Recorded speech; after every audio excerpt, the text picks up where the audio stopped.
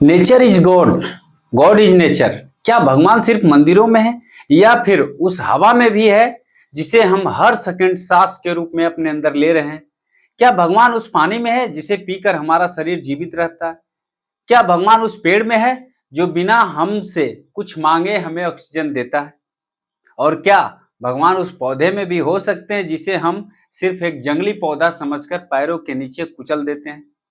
आज की बात शायद आपके सोचने का तरीका बदल देगी। प्राकृतिक से हमारा रिश्ता क्या है? हम इंसान प्राकृतिक से अलग नहीं है, हम प्रकृति का हिस्सा हैं। हम शरीर में हमारे शरीर में पानी है, हमारे शरीर में खनिज है। हम सांस लेते हैं तो पेड़ द्वारा बनाए गए ऑक्सीजन पर निर्भर हैं। हम भोजन करते हैं तो वह किसी न किसी रूप में मिट्टी, पानी, सूर्य और पौधों से आता है। मतलब हम प्रकृति का उपयोग नहीं कर रहे हैं, हम स्वयं प्रकृति का हिस्सा हैं। लेकिन आधुनिक जीवन ने हमें प्रकृति से इतना दूर कर दिया है कि हम प्रकृति को सिर्फ जंगल, पहाड़ और पेड़ समझने लगे हैं। असल में प्रकृति हमारे चारों तरफ ही नहीं है, प्रकृति हमारे अंदर भी है। आयुर्वेद दृष्टिकोण से यानी आयुर्वेद की दृष्टि से पंच महाभूत नाम सुने हैं ना? आयुर्वेद हजारों वर्षों से शरीर और प्रकृति के बीच संबंध को समझने की कोशिश करता आया है। आयुर्वेद में पंच महाभूत की अवधारणा है: आकाश, वायु, अग्नि, जल, पृथ्वी। पांच तत्व। हमारा शरीर भी इन्हीं मूल तत्वों से बना हुआ माना जाता है और हमारे आसपास की प्रकृति भी इन्हीं तत्वों से बनी है।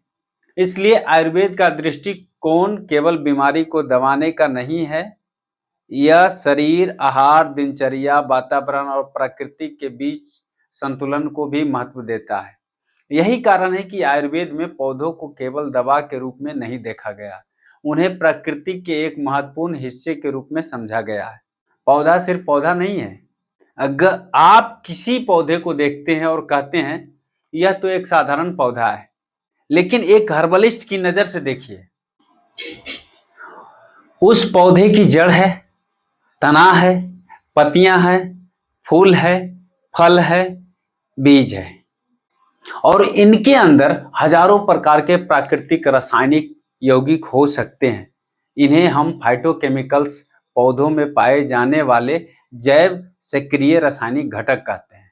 आधुनिक विज्ञान आज इन्हीं पौधों के अंदर मौजूद यौगिकों का अध्ययन कर रहा है और दुनिया की कई आधुनिक दवाओं की खोज भी प्राकृतिक स्रोतों से मिले रासायनिक पदार्थों से जुड़ी रही है। इसलिए प्रकृति को समझना अंधविश्वास नहीं है और प्रकृति की हर चीज को बिना जांचे इलाज मान लेना भी विज्ञान नहीं है। सही रास्ता है ज्ञान, प्रमाण, अनुभव और सुरक्षा। भगवान और प्रकृति यानी गॉड बराबर क्रिएशन। अब सवाल आता है, नेचर इज गॉड का मतलब क्या है? इसका अर्थ हर व्यक्ति अपने आध्यात्मिक विश्वास के अनुसार अलग तरह से समझ सकता है, लेकिन एक बात पर हम सब विचार कर सकते हैं, जिस प्रकृति पर हमारा जीवन निर्भर है उसका सम्मान करना क्या हमारे जीवन की जिम्मेदारी नहीं है? पेड़ हमें हवा देते हैं, नदियां पानी देती है, मिट्टी भोजन पैदा करती है, पौधे भोजन और अनेक औषधीय पदार्थों के स्रोत हैं, सूर्य ऊर्जा देता है और पूरा पारिस्थितिक तंत्र जिसे हम इकोसिस्टम यानी प्राकृतिक जीवन तंत्र कहते हैं एक दूसरे से जुड़ा हुआ है। तो चाहे आप इसे भगवान की रचना कहें या प्रकृति का नियम या जीवन का अद्भुत तंत्र, इसका सम्मान करना जरूरी है। लेकिन एक गलती मत करना, नेचर बराबर ऑटोमेटिकली सेफ।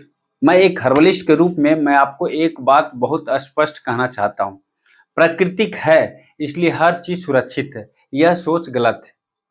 हर पौधा औषधि नहीं होता, कुछ पौधे विषैले हो सकते हैं, कुछ पौधे दवाओं के साथ प्रतिक्रिया कर सकते हैं, कुछ पौधों की गलत मात्रा नुकसान कर सकती है और किसी पौधे का पारंपरिक उपयोग दर्ज होना यह साबित नहीं करता है कि वह हर बीमारी का इलाज करता है। इसलिए पिंटू प्लांट बेस्ड का उद्देश्य केवल लोगों को पौधे बताना नहीं है। हमारा उद्देश्य है पौधे को पहचानना, उसके गुण समझना, परंपरा को समझना, विज्ञान को देखना और सुरक्षा के साथ उपयोग करना। Modern life, nature disconnected. आज हमारा जीवन स्क्रीन के सामने ज्यादा और प्रकृति के बीच कम हो गया है।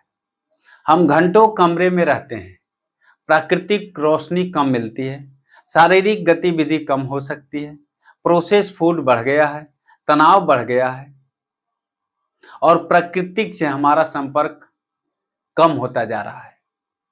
यह कहना सही नहीं होगा कि सिर्फ प्रकृति के पास जाने से हर बीमारी ठीक हो जाएगी, लेकिन वैज्ञानिक शोध यह जरूर दिखाता है कि प्राकृतिक वातावरण, हरियाली और बाहर समय बिताने जैसी गतिविधियां मानसिक स्वास्थ्य, तनाव और समान स्वास्थ्य व्यवहार के लिए उपयोगी हो सकती है। इसलिए प्रकृति से जुड़ना सिर्फ आध्यात्मिक विचार नहीं है, यह स्वस्थ जीवन शैली का भी एक हिस्सा हो सकता है। हम प्रकृति से बाहर नहीं है, हम प्रकृति के अंदर हैं। जिस मिट्टी पर हम चलते हैं वही हमारे भोजन का आधार है। जिस पानी को हम पीते हैं वही हमारे शरीर का बड़ा हिस्सा बनता है। जिस हवा को हम लेते हैं वही हमारे जीवन को कुछ ही मिनटों में प्रभावित कर सकती है। और जिस पौधे को हम देखते हैं हो सकता है उसके अंदर ऐसा रासायनिक संसार हो जिसे विज्ञान अभी पूरी तरह समझ भी नहीं पाया हो। इसलिए प्रकृति को सिर्फ इस्तेमाल मत कीजिए, प्रकृति को समझिए, प्रकृति का सम्मान कीजिए, प्रकृति की रक्षा कीजिए। Nature is not a resource, nature is life. प्रकृति हमारे लिए सिर्फ संसाधन नहीं है, प्रकृति ही जीवन का आधार है। और अगर आप भगवान को प्रकृति में देखते हैं तो एक पेड़ लगाना भी एक प्रार्थना हो सकता है, एक पौधे को बचाना भी एक सेवा हो सकती है, पानी को बचाना भी एक जिम्मेदारी हो सकती है और अपने शरीर को प्रकृति के नियमों के अनुसार स्वस्थ रखने की कोशिश करना अपने जीवन का सम्मान है। मैं हूं पिंटू प्लांट बेस्ड का CEO यानी हर्बलिस्ट। हमारा उद्देश्य है पौधों को सिर्फ देखना नहीं, उन्हें समझना, परंपरा को सिर्फ मानना नहीं, उससे प्रमाण के साथ समझना और प्रकृति से सिर्फ लेना नहीं, प्रकृति को वापस भी देना।